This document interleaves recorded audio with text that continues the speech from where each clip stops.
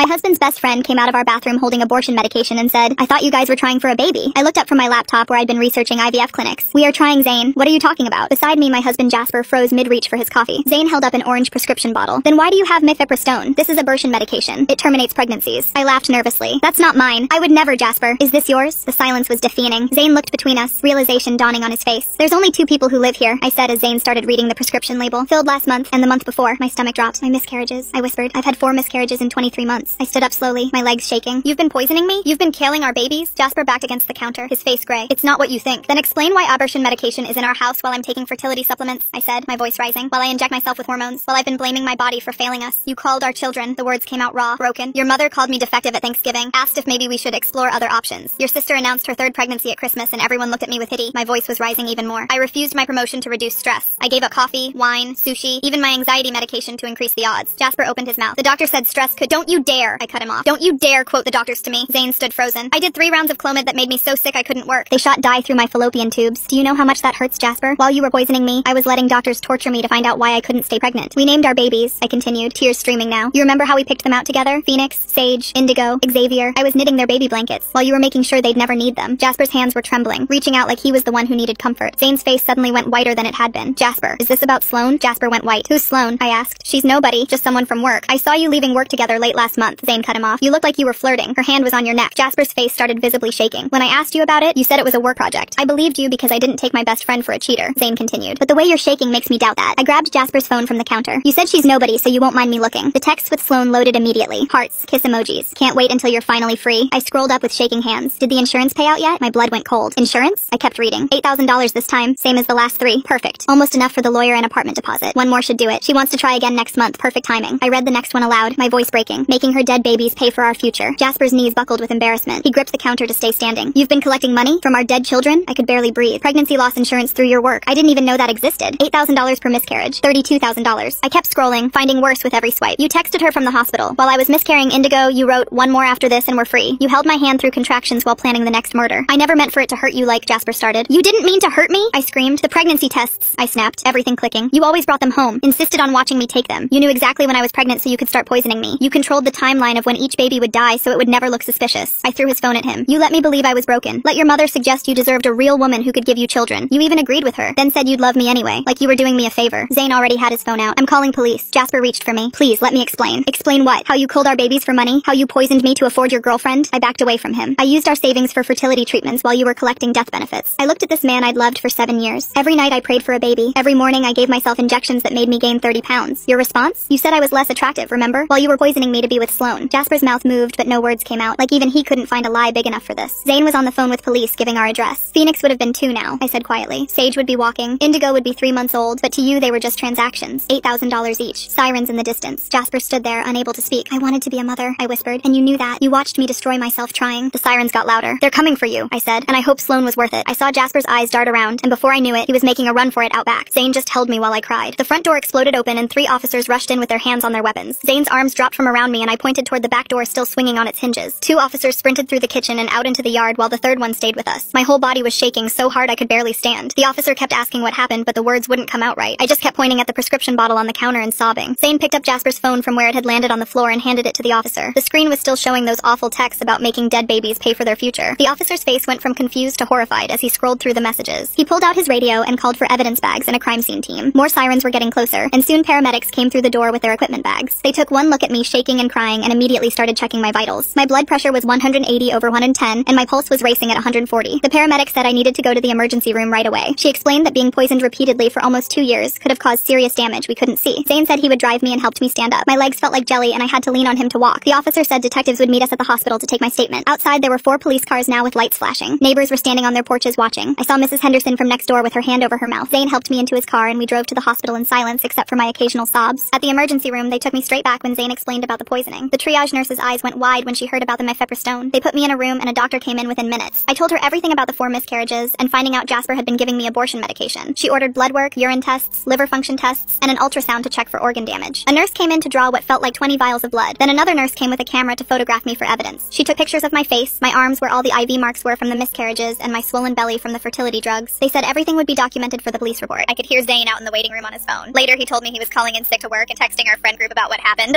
He kept telling people people he should have said something when he saw Jasper with Sloan. He looked destroyed by guilt when I saw him between tests. After about 2 hours, a detective arrived at the hospital. Detective Lionel McAllister was a tall man with kind eyes who introduced himself as the lead investigator. He had a laptop and started typing as I told him everything from the beginning. How we'd been trying for a baby for almost 2 years. The 4 miscarriages that destroyed me. The fertility treatments that cost our entire savings. Finding the prescription bottle today. The texts about the insurance money. Jasper running when the police were coming. Detective McAllister asked detailed questions about dates and times and medical records. He gave me his business card with his direct cell phone number. He said they needed my consent to search the house thoroughly. I signed the form immediately. He explained they would be collecting everything from the kitchen and all medications from the house. They'd already put out an alert for Jasper's car and frozen his credit cards and bank accounts. He said Jasper wouldn't get far. After the detective left, a social worker came to my room. She was an older woman with gentle hands who sat down and explained that reproductive coercion was a recognized form of domestic abuse. She gave me pamphlets about emergency protective orders and victim resources. She said what Jasper did was attempted murder, fraud, and domestic violence all rolled into one. She helped me fill out paperwork for an emergency restraining order right there in the hospital bed. The doctor came back with my test results around 9 that night. I'm trying to understand how someone could plan something so awful. Jasper was actually timing when to give her the medication based on her pregnancy tests. My liver enzymes were elevated from the repeated poisoning. She said it would take months to know the full extent of the damage. She prescribed medications to help my liver heal and gave me referrals to specialists. She said I was lucky Zane found that bottle when he did. Another pregnancy with Jasper poisoning me could have killed me. They discharged me around 10:30 with a stack of papers and follow-up appointments. Zane drove me to his apartment since the police said our house was a crime scene. I couldn't go back for at least 48 hours while they processed evidence. Zane's apartment was small but clean. He set me up in his guest room with fresh sheets and towels. He made chamomile tea and sat with me while I stared at the wall. Everything felt surreal, like this was happening to someone else. My phone kept buzzing with calls and texts from people who'd heard. I couldn't deal with any of it. At midnight, I called my boss because I knew I couldn't go to work tomorrow or probably for weeks. She could hear in my voice that something terrible had happened. I just said there was a family emergency and I needed time off. She told me to take whatever time I needed and that HR would send paperwork for family medical leave. I hung up and just sat there on Zane's couch staring at nothing until I finally fell asleep around 3 in the morning. When I woke up a few hours later, my first thought was that maybe it had all been some horrible nightmare. But then I saw the white hospital bracelet still on my wrist from when they'd taken me in for tests. The reality hit me all over again and I barely made it to Zane's bathroom before I started throwing up. I stayed there on the cold tile floor for almost an hour, just dry heaving and crying until there was nothing left. Zane knocked softly and brought me water and a wet washcloth, but I couldn't even look at him because I was so embarrassed about falling apart like this. My phone started ringing around 9, and when I saw it was a blocked number, I almost didn't answer, but something made me pick up. The detective's voice was calm and professional as he told me they'd found the prescription bottle at our house and tracked down records showing Jasper had been getting refills from 3 different pharmacies using different doctors. He said the insurance company had already opened their own investigation into the fraud and would probably want to talk to me soon. After I hung up, I remembered I had a fertility appointment scheduled for that afternoon, so I called the clinic to cancel. When I started explaining why I couldn't come in, the nurse got really quiet and then said she needed to transfer me to someone else. The next person who picked up said she was from their legal department and that they were flagging my file immediately. She said they'd provide all my medical records to support the criminal case and asked if I had a lawyer yet. I hadn't even thought about needing a lawyer. Around noon, my phone rang again, and this time it was someone named Alicia Mead from my employer's insurance department. Her voice was professional, but I could hear the shock underneath as she asked me to give a recorded statement about the pregnancy loss claims that had been filed. I spent 40 minutes going through each miscarriage and when it happened and how much money had been paid out while she typed everything up. She kept saying things like, "I'm so sorry," and "This is unbelievable," even though she was trying to stay professional. After that call, I opened my laptop and started going through our bank statements because I needed to see the proof for myself. The deposits were right there, plain as day. $8,000 appearing in our joint account after each miscarriage, and then immediately transferred to another account that only had Jasper's name on it. The dates matched up perfectly with when I'd lost each baby. I took screenshots of everything and emailed them to myself and to the detective. My phone rang again, and when I saw it was Jasper's mother, I almost didn't answer, but then decided to see what she had to say. She didn't even wait for me to say hello before she started screaming about how I was ruining her son's life with my lies and hysteria, and how dare I involve the police in a private family matter. She said I'd always been unstable and this proved it, and that Jasper was better off without me. I hung up on her, but not before I'd recorded the whole thing on Zane's phone. I forwarded the recording to the detective and then blocked her number and her husband's number and Jasper's sister's number too because I knew they'd all be calling next. 3 days passed in a blur of police interviews and phone calls with lawyers and insurance investigators. Then an email popped up from an address I didn't recognize, but when I opened it, I knew right away it was from Jasper. He was writing to say this was all a huge misunderstanding and begging me to call off the police before things went too far. He actually had the nerve to claim the medication was to help manage my miscarriages, not cause them. Like I was stupid enough to believe that. He said he'd been trying to spare me more pain by ending the pregnancies early when he could tell they weren't viable. Reading his lies made me so sick I had to run to the bathroom again. The next day I had an appointment with a reproductive specialist that the detective had recommended to assess the damage. The doctor went through my whole medical history and explained how the repeated exposure to mifepristone could have caused serious damage to my uterus and cervix. She ordered a bunch of specialized tests and blood work and warned me that my future fertility might be permanently affected. She said she'd seen cases like this before, but never where it was deliberate poisoning by a spouse. While I was at the doctor's office, Zane was at the police station giving his formal statement about seeing Jasper with Sloan. He showed them photos on his phone from when he'd seen them together at a restaurant last month when Jasper had told me he was at a client dinner. In one photo, you could see Sloan's hand on Jasper's neck, and they were clearly sitting way too close to just be co-workers. Zane also told them about how Jasper had lied when he'd asked about it and said it was just a work project. The detective called me that afternoon with an update that made everything even worse. The forensics team had tested our coffee maker and found mifepristone residue in the water reservoir and filter. They'd also tested the vitamin supplements Jasper had been giving me for stress and found the pills had been opened and resealed with the medication mixed in. The detective said this proved it wasn't isolated incidents but deliberate poisoning over an extended period of time. 3 days later, later, I was sitting in a waiting room that smelled like vanilla candles and old magazines, my hands wrapped around a paper cup of water that kept shaking. The therapist's door opened and a woman with gray hair pulled back in a bun called my name. Elise Meredith had an office full of plants and soft chairs that made you sink when you sat down. She listened while I told her everything, starting with the prescription bottle and ending with the coffee maker. When I finished, she leaned forward and said the words I needed to hear. She called it attempted murder, not just betrayal. We spent the rest of the hour making a safety plan with specific steps like changing my locks and getting a new phone number. My hands finally stopped shaking when she wrote down the crisis hotline number and made me promise to call if I felt unsafe. The next morning, the detective called and asked me to come to the station. They'd pulled our home security footage from the cloud backup I'd forgotten we even had. The timestamp showed Jasper coming home with pharmacy bags on January 15th, March 3rd, May 20th, and July 8th. Each date was exactly 2 days before I lost a baby. The worst part was watching him on the kitchen camera, adding white powder to my morning smoothie while I was still in bed. He'd stir it carefully, wash the spoon, then bring it to me with a kiss on my forehead. The detective had to pause the video when I started throwing up in their trash can. They gave me ginger ale and crackers while explaining they'd found more evidence on Jasper's devices. He'd been using encrypted messaging apps with Sloan, trying to delete everything after I confronted him. Their tech team was working on recovery, but said it might take weeks to get everything back. The detective wrote down every detail in his notebook while I sat there feeling like my whole life was evidence now. I started looking for apartments that same week because I couldn't sleep in that house anymore. Every showing felt wrong, like I was watching someone else walk through empty rooms and ask about lease terms. The first place was too expensive. The second one faced a playground where kids were always screaming and laughing. The third had a kitchen that looked exactly like ours, and I had to leave before the agent finished talking about the dishwasher. I finally found a one-bedroom above a bakery that smelled like bread every morning. The landlord didn't ask questions when I couldn't provide a reference from my current address. 2 weeks after that, the district attorney's office called. Vincent Milligan had a voice like gravel and kept clearing his throat while he explained they were building 2 cases. One for poisoning, one for insurance fraud. He said the evidence was strong, but warned me the process would take months, maybe longer. They'd need me to testify, to relive everything in front of strangers who would judge whether my pain was real enough for justice. He gave me a victim advocate's number and said to call if I needed anything, but we both knew what I needed was impossible to get back. The divorce papers arrived the next day. Jasper's lawyer claimed I was having a mental breakdown and making false accusations. What makes someone document their own crimes so carefully? The security footage showing Jasper mixing powder into smoothies while she slept. Did he forget about their cameras or just think he'd never get caught? They wanted control of our assets, said I was too unstable to make financial decisions. My hands shook with rage as I read his claims that I was delusional, that I'd imagined everything because of grief. He even suggested I needed psychiatric evaluation before any divorce proceedings could move forward. The papers felt heavy in my hands, like holding proof that he was still trying to destroy me even from jail. I hired Cyrus McQueen that afternoon after calling 6 other lawyers who said my case was too complicated. He cost more than I made in 3 months, but promised to fight every single lie Jasper was spreading. The first thing he did was file for a protective order and freeze our joint accounts before Jasper could empty them. He had me write down everything I remembered while he took notes on a yellow legal pad. When I finished, he looked at me over his glasses and said we were going to bury Jasper in court. Work sent FMLA paperwork the following week. My manager called to check in, her voice careful like she was afraid I might break. She said to take all the time I needed, but we both knew my performance review was coming up. The promotion I'd turned down to reduce stress felt like another thing Jasper stole from me. I filled out the forms at my new kitchen table, writing family medical emergency in the reason box because there wasn't a checkbox for husband murdered my babies. 3 weeks into living in my new apartment, I ran into Sloan at the grocery store. She was buying pregnancy tests. The irony made me want to scream, but instead I pulled out my phone and started recording. She walked right up to me, had the nerve to touch my arm and say she had no idea what Jasper was doing. Her voice was high and fake sweet as she insisted they were together, but she thought I knew about the affair. She said Jasper told her we had an arrangement, that our marriage was just for show. She kept talking while I recorded, admitted they'd been together for 8 months, said he promised to leave me after the holidays. When she finally noticed my phone, her face went white and she practically ran to her car. The blood test results came back the next day. The doctor called to explain they'd found traces of mifepristone metabolites still in my system 5 weeks after the last poisoning. She said it proved repeated exposure over time, that my body had been saturated with a drug. The documentation would be crucial for the criminal case, she said, then asked if I needed a referral for counseling. I almost laughed because I was already seeing Elise twice a week, and it still wasn't enough to make sense of any of this. 2 weeks passed in a blur of police interviews and medical tests before I got the call. The detective's voice was flat when he told me they'd pulled Jasper over for a broken taillight 3 states away. He'd been living in his car, hadn't shaved in days, and started crying when they cuffed him. The booking photo they sent me showed someone I barely recognized. His eyes were hollow, and his clothes were wrinkled and stained. I stared at that photo for an hour, waiting to feel something besides empty. Zane kept asking if I was okay, but I couldn't answer because I didn't know. The bail hearing happened 3 days later in a courtroom that smelled like old coffee and floor cleaner. Jasper's mother sat in the front row wearing her church dress and shooting daggers at me with her eyes. When the judge set bail at $200,000, she stood up and wrote a check without hesitation. She'd refinanced her house, the bailiff told me later. The judge granted my request for a restraining order, but I knew that piece of paper wouldn't stop Jasper if he really wanted to hurt me. His mother cornered me in the hallway afterward and hissed that I was destroying her son's life over nothing. I walked away without responding because what could I say to a woman who thought poisoning babies was nothing? The next week, Elise suggested I try a pregnancy loss support group that met at the community center on Tuesdays. I sat in that circle of plastic chairs for 20 minutes before I could speak. When I finally said the words out loud about what Jasper did, the room went completely silent. One woman started crying and another reached over to hold my hand. They believed me without question, which was more than I could say for most people. After the meeting, 3 of them gave me their phone numbers and said to call anytime. I saved them in my phone but couldn't bring myself to reach out yet. The detective called while I was grocery shopping 4 days later. They'd gotten Sloan's phone records and found hundreds of texts between her and Jasper about the insurance money. She'd known everything from the beginning and helped him plan each poisoning. The prosecutor had offered her a deal to testify against him, and she'd taken it immediately. No loyalty among murderers, apparently. I had to abandon my cart in the cereal aisle and sit in my car for an hour after that call. The next morning I stopped at my usual coffee shop for the first time since everything happened. A pregnant woman was ordering at the counter, her hand resting resting on her round belly. My chest got tight and I couldn't breathe. The walls started closing in and my vision went dark around the edges. I stumbled to my car and used the breathing exercises Elise had taught me. Count to 4, breathing in, hold for 4, out for 4. It took 15 minutes before I could drive home. My lawyer Vincent called that afternoon with news that made me want to scream. Jasper was claiming the mifepristone was prescribed by a doctor for his own medical condition. Some rare thing where men supposedly need it, which was complete garbage. We spent the next 6 hours going through every medical record I had from the past 3 years. Not a single prescription for that drug existed in my files. Vincent said we'd need to subpoena Jasper's medical records to prove he was lying. The insurance company called the next day, and Alicia's voice was all business. They were denying all 4 claims Jasper had filed and demanding repayment of $32,000 plus interest. They were also filing criminal charges for insurance fraud on top of everything else. She said they took fraud very seriously and would pursue this to the fullest extent. Good, I thought. Let him face consequences from every direction. Zane drove me back to the house a week later to pack my things. I'd been staying with him since that first night and couldn't put off getting my stuff any longer. The moment I stepped into the kitchen, my whole body started shaking. This was where he'd poisoned me every morning, mixing that drug into my prenatal smoothies while kissing my forehead. I threw up in the sink while Zane rubbed my back. We grabbed clothes and important papers and left everything else behind. I couldn't stand being in those rooms where I'd been so happy and so stupid. My phone started blowing up with messages that night from people I thought were friends. Jasper had been posting on social media about how I was having a mental breakdown and making up horrible lies. Some people believed him and sent me messages saying I needed help. Others just wanted gossip and asked for details like this was entertainment. I deleted every social media account I had after reading one post that said I was obviously lying because what husband would do something so evil? The prosecutor brought in a forensic toxicologist the following week to review my case. She spent 3 hours explaining how the poisoning pattern showed careful planning. Each dose was calculated to end the pregnancy while keeping me alive, which required specific medical knowledge. The spacing between poisonings was designed to look like natural miscarriages. She said whoever did this knew exactly what they were doing and how to make it look like bad luck. The prosecutor recorded everything for the trial. 2 weeks later, I was shoving boxes into the back of Zane's truck while rain soaked through my jacket. The apartment I found was across town in a building that smelled like old carpet and had water stains on the ceiling. Zane carried my couch up 3 flights of stairs without complaining, even though I could see his face turning red from the effort. We worked in silence mostly because every time he tried to talk, his voice would crack and he'd look away. When we got the bed frame assembled, he sat on the floor and stared at his hands. He kept opening his mouth like he wanted to say something, but nothing came out. Finally, he managed to tell me he should have said something when he saw Jasper with Sloane. I told him it wasn't his fault, but he shook his head and said he'd been a coward. After that, we set up some rules about how often he could check on me because his guilt was making him text me every hour. The next morning, Vincent called to say Jasper's lawyer wanted to meet about a plea deal. I drove to Vincent's office where the walls were covered in law degrees and pictures of him shaking hands with important-looking people. Jasper's lawyer sat across from us with a folder full of papers and started talking about reduced charges if I agreed not to sue for damages. Vincent listened without interrupting, then leaned back in his chair and told the lawyer the evidence was too strong for us to consider any deals. The lawyer kept pushing and said Jasper would plead to simple assault instead of poisoning. Vincent actually laughed and said the grand jury would never accept that. 3 days after that meeting, I had to go to the divorce mediation in a conference room that overlooked the city. Jasper sat at the other end of the table looking thinner than before with dark circles under his eyes. His lawyer started reading from prepared notes about how the marriage assets should be divided. Then Jasper's lawyer said, since I made more money than Jasper, I should pay him support. My lawyer Cyrus stood up so fast his chair rolled backward and hit the wall. Cyrus standing up so fast his chair hit the wall. Now that's a lawyer who knows when to show real anger. How does someone even suggest the victim should pay their poisoner? He pulled out tax returns showing I'd only made more money the last 2 years while Jasper had been the higher earner for 5 years before that. Cyrus also pointed out that Jasper had been stealing from me through insurance fraud, so any claim for support was ridiculous. Jasper's lawyer tried to argue, but Cyrus shut him down with case law and precedents until they dropped the support request. The following Monday I went back to work, but only for half days because I couldn't focus on anything. I kept making mistakes on reports I'd done hundreds of times before. My supervisor found me crying in the bathroom after I sent an email to the wrong client list. She told me to take my time and that everyone understood what I was going through, but I knew my career was basically over because I couldn't concentrate long enough to do the simplest tasks. My hands would shake when I tried to type, and I'd forget what I was doing in the middle of projects. A week later, Vincent called to say Sloane had taken a deal with the prosecution. She gave them everything, including texts where Jasper called the babies financial opportunities and calculated how much money each one would bring. She showed them messages where he planned exactly when to give me the medicine based on my cycle. There were emails where they discussed apartment listings and how they'd use the insurance money for deposits and furniture. Sloane even had recordings of phone calls where Jasper laughed about how I blamed myself for the miscarriages. Vincent said her testimony was devastating and would basically guarantee a conviction. The worst day came when I had to go to the prosecutor's office to identify evidence. They brought out clear plastic bags with the baby blankets I'd been knitting. The yellow one for Phoenix still had the needles in it where I'd stopped mid-row. The green one for Sage was almost finished except for the border. The purple one for Indigo was just started with only a few inches done. The blue one for Xavier was complete, and I remembered wrapping it in tissue paper thinking maybe this time we'd get to use it. The prosecutor asked me to confirm these were mine, and I could barely speak to say yes. They also had the pregnancy journals I'd kept with notes about symptoms and hopes for each baby. Seeing all of it labeled as evidence with case numbers made me realize those babies were never going to be anything more than evidence in a criminal case. 2 weeks after that, the grand jury met, and Vincent called me that afternoon to say they'd indicted Jasper on all charges. He was facing assault with poison, insurance fraud, and domestic violence charges that could mean 20 years in prison. Vincent said it was one of the strongest cases he'd seen because of all the evidence and Sloane's testimony, but he warned me that trials were unpredictable, and Jasper's lawyer would try everything to create doubt. He said we needed to prepare for a long fight, and that Jasper might still try to take a plea deal as the trial got closer. The next week, I had an appointment with my fertility doctor who ran a bunch of tests to see what damage the medicine had done. She came back with mixed results showing some scarring, but not complete infertility. She said I might still be able to have children, but recommended waiting at least a year before trying to let my body heal. She also said the emotional trauma needed time to process before I'd I'd be ready to try again. I left her office feeling numb because I didn't know if I'd ever want to try again after everything that happened. While dealing with all the legal stuff, I started getting mail I didn't recognize. Credit card statements for cards I'd never opened with balances of thousands of dollars. I called the companies and they said the cards were in my name with my social security number. The charges were for jewelry, electronics, and cash advances totaling $30,000. I took everything to Cyrus, who filed fraud paperwork, but said it would take months to resolve, and I might have to pay some of it while we fought. He found applications Jasper had forged with my signature and submitted proof to the credit companies, but they moved slowly. Yesterday morning, I got to work and found a huge flower arrangement on my desk with a note in Jasper's handwriting begging for forgiveness. Security cameras showed the delivery person, but not who ordered them. I called the police to report the restraining order violation, but they said without proof Jasper ordered them, they could only give him a warning. Security walked me to my car after work and said they'd watch for any more deliveries. The flowers went straight in the dumpster, but I could still smell them on my hands even after washing them 5 times. 6 months crawled by before I found myself in my apartment lighting 4 small candles on what would have been Indigo's first birthday. The vanilla scent filled my living room while I sat on the floor naming each flame out loud for Phoenix, Sage, Indigo, and Xavier. My hands shook setting up the last candle, but I managed to get through singing happy birthday without completely falling apart. The cake I'd bought sat untouched on the coffee table next to 4 tiny wrap boxes containing baby socks I couldn't stop myself from buying. I blew out each candle one by one and whispered their names into the smoke. The divorce papers came through 2 weeks later, and my lawyer explained how Jasper's criminal actions meant our prenup kicked in hard. I got the house, both cars, our savings, and the retirement accounts, while he got stuck with over $40,000 in legal fees and nothing else. The paperwork showed his signature shaky and uneven where he'd signed from county jail. I signed my name steady and clear, then went home and changed the locks, even though he couldn't get out anyway. 3 months after that, I sat in a cold room at the courthouse waiting to testify before the grand jury. They made me describe each miscarriage in detail, while Jasper sat 20 feet away in his orange jumpsuit watching me. His lawyer kept interrupting to ask if I was sure about dates and times, trying to make me look confused or like I was lying. I pulled out my journal where I'd written everything down and read the entries word for word about the cramping, the bleeding, the emergency room visits, the D&C procedures. When his lawyer asked if maybe the miscarriages were natural, I pointed at the prescription bottle evidence and asked him to explain why abortion medication was in my prenatal vitamins. The grand jury indicted on all charges within an hour. Elise met me at her office the next week to help write my victim impact statement for sentencing. She had tissues ready and a recorder, so I could speak instead of write when my hands got too shaky. I named each baby and described the nursery I'd started planning 4 different times. I talked about the baby clothes I'd hidden in the closet that I still couldn't bring myself to donate. I mentioned the stretch marks on my stomach that proved those pregnancies were real, even though Jasper tried to erase them. We practiced reading it together until I could get through without my voice breaking completely. The plea deal news came through Vincent's office a month later, and I threw my phone across the room when I heard 5 years with possible parole in 3. Vincent explained on speaker that it was actually a good outcome for a poisoning case where the victims technically never drew breath according to the law. I screamed that they were real babies to me and hung up on him. The sentencing hearing happened 2 weeks after that in a packed courtroom. I read my statement while Jasper's mother wailed dramatically in the gallery, and his sister shot daggers at me with her eyes. The judge nodded along and said he understood my pain, but had to follow the plea agreement the prosecution accepted. Jasper stood up and mumbled something about being sorry, but the judge cut him off and told him to save it. I walked out feeling empty while his family shouted that I'd ruined his life. My lawyer filed the civil suit for emotional distress and battery the same week, warning me it would take years and I'd probably never see a penny from someone doing time. I signed the papers anyway because I wanted it on record forever what he'd done. The insurance company moved faster with their own lawsuit and won $50,000 including penalties and interest that Jasper would owe whenever he got out. Their lawyer called it a slam dunk case of insurance fraud and said they'd garnish any wages he ever earned. Small comfort when my arms stayed empty every night. 6 months into his sentence, I started volunteering with a domestic violence group, telling my story to rooms full of women who nodded along with recognition in their eyes. Some of them had bruises, but others had invisible wounds like mine from partners who found creative ways to control and hurt them. The coordinator said reproductive coercion was more common than people realized, and my story helped others recognize the signs. One woman came up after crying because her husband had been messing with her birth control, and she thought she was going crazy. A full year after that first moment with Zane holding up the prescription bottle, I sat in Elise's office for our monthly session. The panic attacks had gone from daily to maybe once a week, usually triggered by baby commercials or pregnancy announcements on social media. I'd gone back to work full-time and even taken the promotion I'd turned down before, throwing myself into 12-hour days that kept my mind busy. My coworkers had stopped walking on eggshells around me, and I could make it through most days without crying in the bathroom. The grocery store baby aisle still made me leave my cart and run for the parking lot sometimes, but Elise said that was normal and might never fully go away. I'd started dating again, just coffee meetings that never went anywhere because I'd eventually have to explain why I flinched when they mentioned wanting kids someday. How does someone document their own evil like that? Those texts where Jasper called the babies financial opportunities. I wonder if he typed those words without any feeling at all, just calculating numbers while she was dreaming of holding them. The grief hadn't gotten smaller, but I'd gotten better at carrying it, like a heavy backpack I'd learned to balance while walking through each day. Zane started coming over on Thursdays to watch basketball games, and we'd order Chinese food, but he stopped trying to fix everything or apologize every 5 minutes like he did those first few months. He'd set up clear rules for himself, like texting before coming over and not staying past 10 and not bringing up Jasper unless I did first, which helped us find something that felt almost normal again. The prison called one afternoon while I was sorting through medical bills, and the voice on the other end told me Jasper had been attacked by another inmate and was in the infirmary with broken ribs and a fractured jaw. I hung up without asking if he was okay and went back to sorting papers, waiting to feel something, anything. But there was just this empty space where caring used to live. My boss pulled me aside the next week and offered me a transfer to the marketing department in the East Building where nobody knew my story, and I wouldn't have to see the break room where Sloan used to eat lunch or walk past Jasper's old office every day. I packed my desk that Friday and moved everything to a cubicle with a window view of the parking lot instead of the courtyard where we used to eat lunch together. Elise convinced me to meet someone for coffee. Just coffee, she said, with a guy from her book club who knew my situation but wanted to meet anyway. I lasted 20 minutes before making an excuse about a work emergency because his cologne reminded me of of the aftershave Jasper wore to our wedding, and I threw up in the restaurant bathroom before driving home. The lawyer called while I was planting tomatoes in my new garden bed to say the civil suit settled for $75,000 that I'd probably never see, but at least there was a legal document saying Jasper could never contact me again even after prison. I bought 4 small trees from the nursery and planted them along the back fence, one for each baby, writing their names on river rocks I placed at the base of each trunk. Phoenix got the apple tree because we'd talked about picking apples with our kids someday, Sage got the oak for strength, Indigo got the cherry tree for beauty, and Xavier got the maple because fall was when we'd tried the hardest for him. I watered them every morning before work and pulled weeds on weekends, and sometimes sat on the grass between them, reading pregnancy loss books Elise brought me. A reporter from the state paper left 3 voicemails about doing a feature story on reproductive coercion and insurance fraud, but I deleted them without calling back because I didn't want to be the cautionary tale in someone's Sunday morning coffee reading. The anniversary came on a Tuesday, and I took the day off work to sit in my garden with the trees that were starting to show new growth, and realized I'd survived something that should have destroyed me completely. I wasn't grateful for finding strength I never wanted to need, and I wasn't proud of surviving something that never should have happened. But I was still here, still breathing, still getting up each morning to water 4 trees and go to work, and sometimes even laugh at Zane's terrible jokes during basketball games. The poison Jasper fed me for 2 years hadn't killed me, even though it killed our babies, and some days that felt like its own kind of victory, even if it was one I never wanted to win. Really appreciate you hanging out with me today. It's been fascinating to just explore and wonder about all this together. Hope to catch you again soon. Like the video, it helps more than you think.